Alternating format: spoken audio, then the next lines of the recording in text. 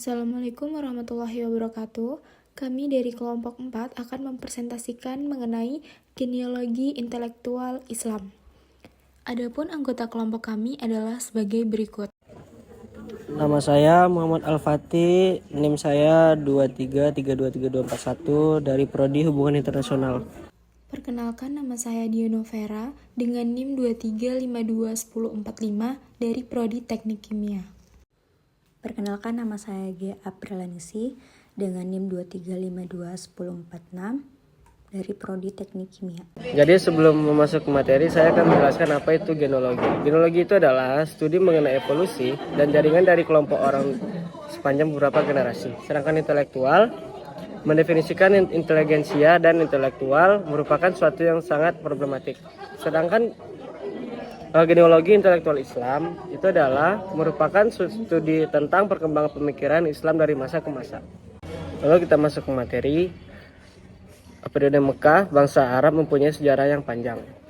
Mekah pada zaman kuno, penduduk Arabia Selatan umum pedagang karena terletak di garis lalu lintas perdagangan yang terletak di wilayah sekitar Laut Tengah, Afrika Utara, Armenia, Arabia, dan Irania. Bangsa Arab dibagi menjadi dua bagian, yaitu Katan dan Adnan.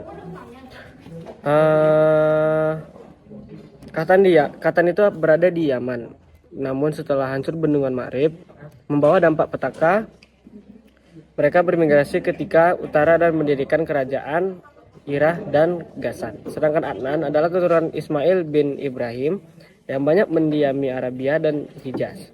Saba, Ma'in, dan Qutban adalah di antara kerajaan yang ada saat itu. Semua berada di Yaman, Manadirah atau Hira, dan Ghassan atau Gassasina di utara.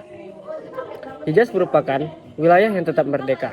Hal ini disebabkan oleh karena di daerah itu terdapat tempat suci, yakni Mekah, yang ada di dalamnya terdapat tempat ibadah sebagai pusat, yaitu Ka'bah. Di samping Ka'bah ada sumur Zam-Zam yang sudah sejak masa Nabi Ismail. Agama penduduk Arab waktu itu terkenal dengan ritual penyembahan terhadap berhala atau paganisme. Mereka menyembah berhala pada mulanya hanya ketika orang-orang Arab tersebut hendak melakukan perjalanan keluar kota Mekah. Mereka selalu membawa batu yang diambil dari sekitar Ka'bah. Mereka mensucikan batu tersebut dengan menyembahnya di mana mereka berada. Mereka membuat patung untuk disembah, dan zaman tersebut adalah zaman jahiliyah hingga menjelang lahirnya Rasulullah. Islam lahir di kalangan bangsa yang keras kepala dan senantiasa menyembah berhala. Kegiatan dakwah dilakukan oleh Rasulullah SAW hingga beberapa keluarganya mengikuti ajakan beliau, seperti Abu Bakar yang diikuti oleh teman-teman Abu Bakar lainnya seperti Utsman bin Affan, Abdurrahman bin Auf, Talha ibn Ubaidillah, Sa'ad bin Abi Waqqas, dan masih banyak lagi yang lainnya. Usaha dakwah itu mendapat tantangan dari kaum Quraisy Mekah hingga menyebabkan Rasulullah SAW beserta sahabat-sahabatnya melakukan hijrah ke Yathrib, yaitu di Madinah. Rasulullah belum melakukan gebrakan struktur masyarakat Islam yang teratur hingga beliau hijrah ke Yathrib atau Madinah. Namun hijrah ini juga menyebabkan gangguan semakin hebat terhadap Rasulullah SAW dan para sahabatnya. Nabi tidak berputus asa atas gangguan tersebut. Yang kedua adalah di periode Madinah. Rasulullah SAW bersama Abu Bakar dipandu oleh Abdullah bin Uraik menuju Madinah. Kaum Quraisy Mekah merasa khawatir atas hijrah Rasulullah SAW. Kekhawatiran ini mendorong keinginan kaum Quraisy untuk melakukan tindakan keji, yakni keinginan untuk membunuh Rasulullah SAW. Dengan perjuangan Rasulullah SAW, akhirnya beliau sampai di Yathrib pada hari Jumat 12 Rabiul Awal tahun 1 Hijriah pada tanggal 27 September 622 Miladiyah, dan disambut oleh penduduk Yathrib dengan sukacita. Sambutan hangat penduduk Yathrib dibalas oleh Rasulullah SAW dengan perlakuan sangat bijaksana.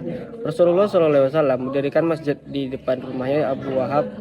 Tanah dibeli dari dua anak yatim yang merupakan masjid pertama yang diperintahkan oleh Rasulullah SAW.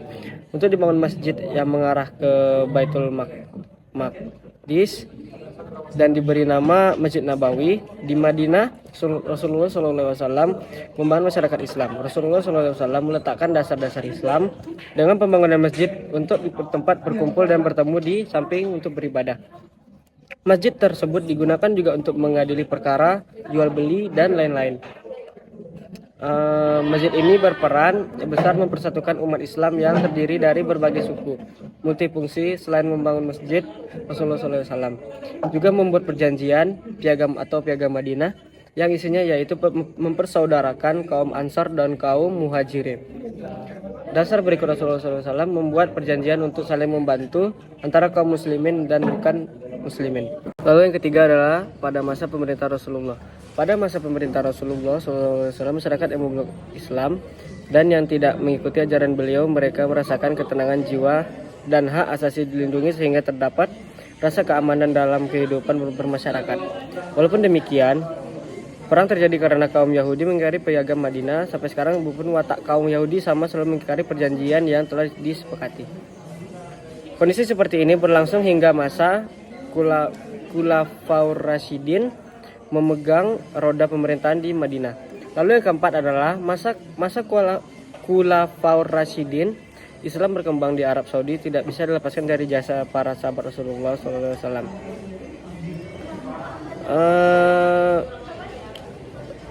Rasulullah SAW telah wafat dan meninggalkan amanah besar berupa tumpuk pimpinan yang akan melanjutkan risalah Allah Subhanahu wa taala.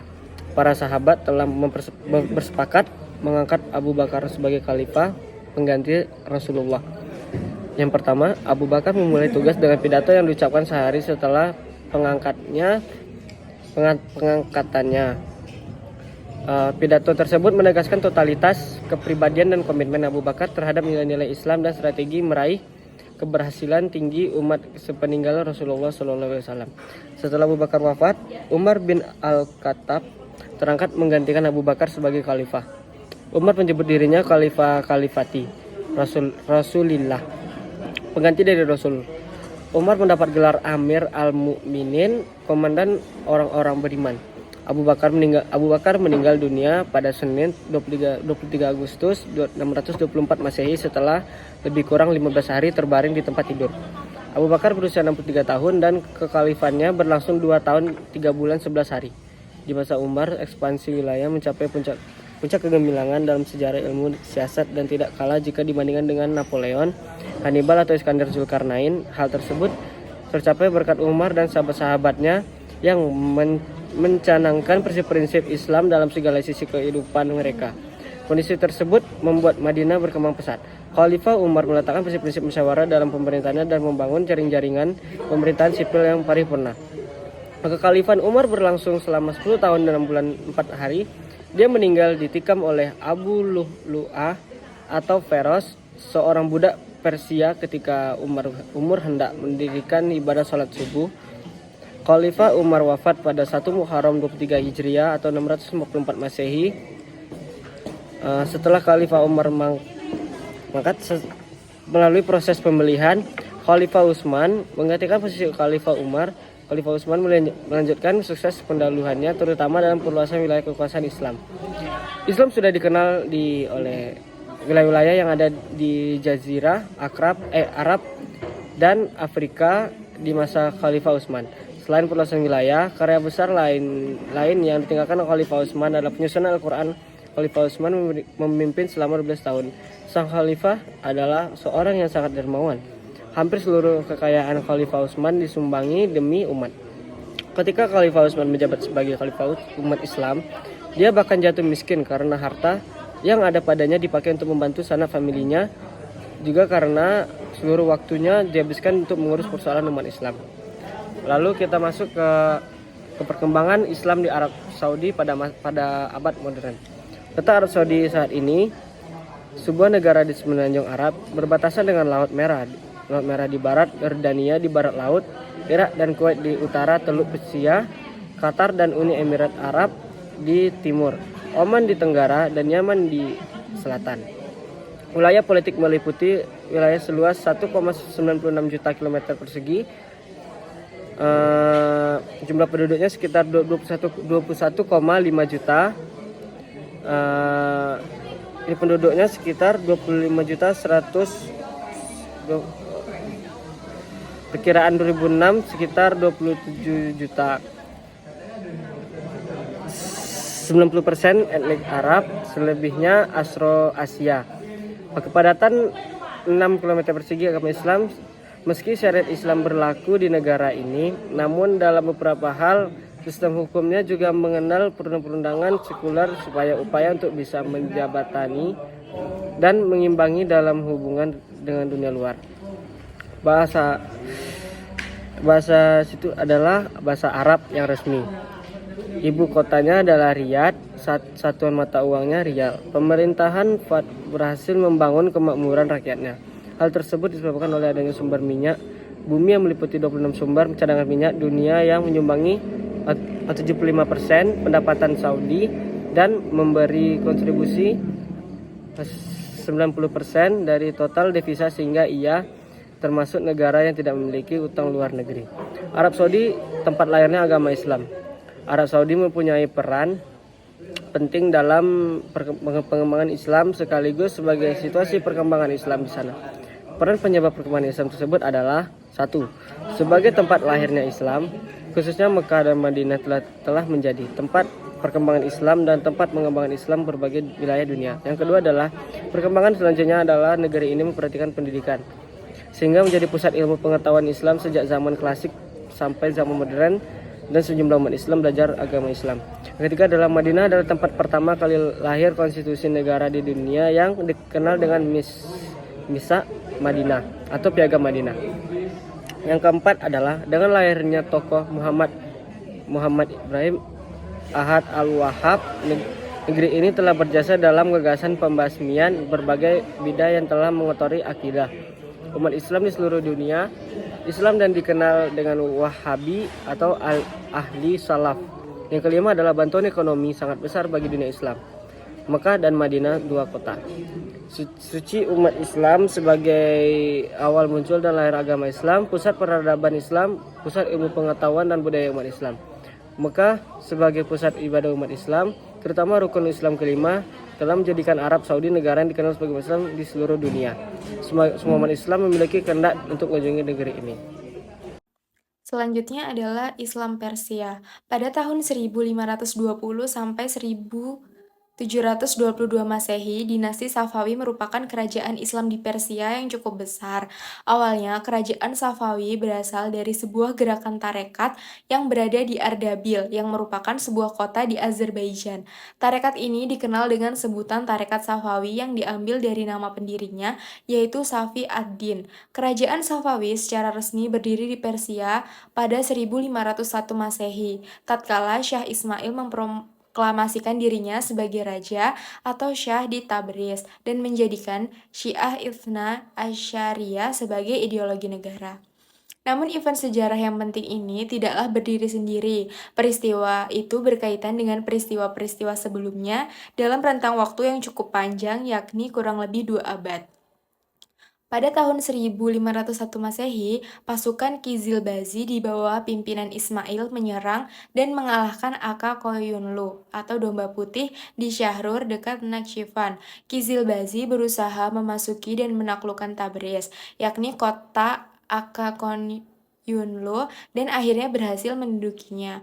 Pada 10 tahun pertama, ia berhasil memperluas wilayah kekuasaannya. Buktinya, ia dapat menghancurkan sisa-sisa kekuatan Aka Koyunlu di Hamdan pada 1503 Masehi, menguasai provinsi Kaspia di Mazandaran, Gurgan dan Yas, Diyarbakir, Baghdad di daerah barat daya Persia, Sirwan dan Khurasan. Dalam hanya waktu 10 tahun itu, wilayah kekuasaannya sudah meliputi seluruh Persia dan bagian timur bulan sabit subur. Ismail berusaha merebut dan mengadakan ekspansi ke wilayah kerajaan Utsmani pada 1514 Masehi. Tetapi dalam peperangan ini, Ismail I mengalami kekalahan. Malah Turki Utsmani yang dipimpin oleh Sultan Salim dapat menduduki Tabriz. Langkah-langkah yang ditempuh oleh Abbas I untuk memperbaiki situasi adalah yang pertama, menghilangkan dominasi pasukan Kizilbashi atas kerajaan Safawi dengan membentuk pasukan baru yang beranggotakan budak-budak yang berasal dari tawanan perang bangsa Georgina, Armenia, dan Sirkasia. Yang kedua, mengadakan perjanjian damai dengan Turki Utsmani dengan cara Abbas I berjanji tidak akan menghina 3 khalifah pertama dalam Islam. Dalam khutbah Jumatnya, kemudian Abbas I meluaskan wilayahnya dengan merebut kembali daerah yang telah lepas dari Safawi maupun mencari daerah baru. Abbas I berhasil menguasai Herat pada 1598 Masehi. Kemudian Abbas I mulai menyerang kerajaan Turki Utsmani dan berhasil menguasai Tabriz, Sirwani, Ganja, Baghdad, Nakhchivan, Erivan, dan Tiflis. Kemudian pada 1622 Masehi, Abbas I berhasil menguasai Kepulauan Hormuz dan mengubah pelabuhan Gumrun menjadi pelabuhan Bandar Abbas. Beberapa kemajuan dalam berbagai aspek pada masa pemerintahan kerajaan Safawi antara lain sebagai berikut. Yang pertama, bidang politik dan pemerintahan. Pengertian kemajuan di bidang politik di sini adalah terwujudnya integritas wilayah negara yang luas yang dikawal oleh suatu angkatan bersenjata yang tangguh dan diatur oleh suatu pemerintah yang kuat, serta mampu memainkan peranan dalam percaturan politik internasional. Yang kedua, bidang ekonomi. Kerajaan Safawi pada masa Syah Abbas mengalami kemajuan di bidang ekonomi, terutama industri dan perdagangan. Stabilitas politik kerajaan Safawi pada masa Abbas I ternyata telah memacu perkembangan perekonomian Safawi. Lebih-lebih setelah Kepulauan Hormuz dikuasai dan pelabuhan Gumrun diubah menjadi Bandar Abbas. Di antara kemajuan yang tampak dalam bidang ekonomi adalah ramainya perdagangan melalui Teluk Persi dan meningkatnya ekspor Safawi terutama komoditi sutra. Yang terakhir, lancarnya perdagangan dengan luar negeri, terutama dengan Inggris, hingga menimbulkan iri para niagawan Portugis. Yang ketiga, di bidang ilmu pengetahuan, filsafat, dan sains. Dalam sejarah Islam, bangsa Persia dikenal sebagai bangsa yang peradaban tinggi dan berjasa dalam mengembangkan ilmu pengetahuan. Oleh karena itu, tidak mengherankan apabila pada masa kerajaan Safawi, tradisi keilmuan ini terus berlanjut. Ada beberapa ilmuwan yang selalu hadir di majelis istana, yaitu Baha al-Din al-Syairazi, Sadar al-Din al-Syairazi, dan Muhammad Bakir bin Muhammad Damat. Selanjutnya adalah Islam Yunani. Sebagai aturan Kesultanan Utsmaniyah tidak mewajibkan penduduk Yunani atau kelompok non-muslim untuk menjadi muslim dan bahkan tidak menganjurkan masuk Islam karena kelompok Zimmi membayar pajak lebih banyak dengan adanya jizyah dan bisa dimanfaatkan melalui tindakan seperti pajak darah. Salah satu aturan yang diselenggarakan oleh Kesultanan Utsmaniyah yaitu pengambilan anak laki-laki dari keluarga Kristen yang kemudian didorong untuk masuk Islam dengan tujuan memilih dan melatih pemuda yang cakap dan layak untuk mengisi posisi terkemuka dalam masyarakat Utsmaniyah di kemudian hari. Namun, sejumlah besar orang-orang Yunani dan Slavia kemudian hanya berpura-pura sebagai Muslim atau Turki untuk menghindari kesulitan sosial ekonomi pada masa pemerintahan Utsmaniyah. Konversi memungkinkan mereka untuk mengambil keuntungan yang lebih besar, prospek pekerjaan, dan kemungkinan kemajuan Ottoman, birokrasi, pemerintah, dan militer. Selanjutnya, orang-orang ini menjadi bagian dari komunitas Muslim dari sistem Milet, yang berhubungan erat dengan Islam aturan agama. Selama Perang Kemerdekaan Yunani, pasukan Mesir, Kesultanan Utsmaniyah, di bawah pimpinan Ibrahim Pasha dari Mesir memporak-porandakan Pulau Kreta dan pedesaan Moreo, di mana tentara Mesir Muslim memperbudak sejumlah besar anak-anak dan wanita Yunani penganut Kristen. Beberapa dekade kemudian, pada tahun 1843 Masehi, seorang penulis dan petualang berkebangsaan Inggris, Sir John Gordon Wilkinson, menggambarkan keadaan orang-orang Yunani yang diperbudak dan telah masuk Islam di Mesir. Selanjutnya adalah Islam India. Islam adalah agama terbesar kedua di Republik India setelah Hindu dengan lebih dari 14,4% penduduk negara tersebut menyebut diri sebagai Muslim. India merupakan negara dengan populasi Muslim terbesar kedua di dunia setelah Indonesia. Muslim India dalam peringkat 50 Muslim terastante. Mufti Muhammad Akhtar Raza Khan Qadiri Al-Azhari, pemimpin Barelwis India dan dianggap oleh para pengikutnya sebagai Mufti Agung India. Yang kedua, Maulana Mahmud Madani, pemimpin dan anggota eksekutif Jamiat Ulama Hind. Muslim India adalah seni dan budaya stunting. Sabana Azmi, pemenang 5 kali penghargaan film nasional untuk aktris terbaik. Selanjutnya Amir Khan, duta merek UNICEF yang mempromosikan nutrisi anak. Allah Raka Rahman, komposer musik dan produser rekaman. Muslim India dalam polisi stunting. Muhammad Umar Faruk, ketua dan pendiri konversi Hurriyat semua pihak di Jammu dan Kashmir. Setelah itu Allamah Zia Al-Mustafa, cendekiawan Islam dari pergerakan Barelwi di India. Wahiduddin Khan, salah satu pendiri Gonward, penerbit buku anak-anak. Rabai Hasani Nadvi, Presiden Dewan Hukum Pribadi Muslim seluruh India. Dan yang terakhir, Bahauddin Muhammad Jamaluddin Nadwi, pendiri Universitas Islam Darul Huda. Islam Barat. Setelah runtuhnya dinasti Abbasiyah di Baghdad dan dinasti Umayyah di Spanyol, kemajuan dan kejayaan Islam mengalami kemunduran di berbagai aspek bidang kehidupan, baik secara politik, kebudayaan, peradaban, pemikiran, dan dalam bidang keamanan. Kondisi seperti ini terus berjalan sampai sekarang sehingga dunia Islam selalu kalah bertarung dalam merebut berbagai persoalan dunia, baik dunia politik, budaya, teknologi, dan ilmu pengetahuan. Sementara saat ini, dunia barat terus berkembang dan telah mencapai kemajuan yang pesat dari berbagai bidang, terutama pengetahuan teknologi, peradaban, dan keamanan. Barat dianggap mampu menyajikan berbagai temuan baru secara dinamis dan variatif, sehingga dapat memberikan kontribusi positif yang besar terhadap sains dan teknologi modern saat ini. Islam Indonesia. Intelektual Islam muncul sebagai pergerakan yang berkembang dari masa ke masa, mulai dari turunnya Islam di Jazirah Arab, atau lebih tepatnya di Mekah, berfungsi sebagai sebuah agama yang kembali mengingatkan manusia akan keesaan Allah Subhanahu wa Ta'ala. Islam seperti layaknya agama-agama lain yang memiliki berbagai fase, yaitu fase ketuhanan dan metafisika, fase manusia-manusia agung, nabi dan para sahabat, dan fase manusia biasa. Fase-fase ini memberikan pengaruh yang besar terhadap perkembangan tradisi intelektual Islam yang kemudian membantu membangun berbagai macam daulah atau dinasti yang memperluas kawasan Islam. Tidak hanya berada di wilayah semenanjung Arabia, melainkan sampai ke wilayah Andalusia yang dikenal saat ini sebagai Spanyol. Perkembangan intelektual Islam Indonesia dibagi menjadi dua zaman, yaitu zaman klasik dan zaman pertengahan. Zaman klasik, intelektual Islam di Indonesia bermula dari Islam sebagai agama yang berinteraksi antara pedagang-pedagang yang berasal dari semenanjung Arabia dengan warga pribumi Indonesia.